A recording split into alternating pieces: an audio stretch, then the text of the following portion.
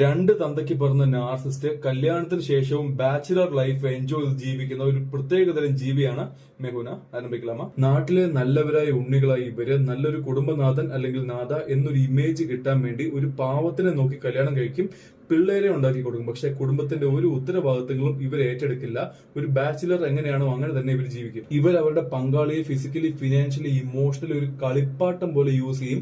പക്ഷെ ഇവരുടെ ഈ പെരുമാറ്റം നിങ്ങൾ ചോദ്യം ചെയ്ത് കഴിഞ്ഞാൽ അവർ വീടെടുത്ത് മറച്ചു വെക്കും, നിങ്ങൾ കുറ്റക്കാരാവും. ഇവരെ കൂട്ടുകാരുടെ കൂടെ ലഹരി ഉപയോഗിച്ച് വിവാഹേതര ബന്ധങ്ങൾക്ക് വേണ്ടി പൈസ ദൂർത്തടിച്ച് തന്നിഷ്ടത്തിന് ജീവിക്കും.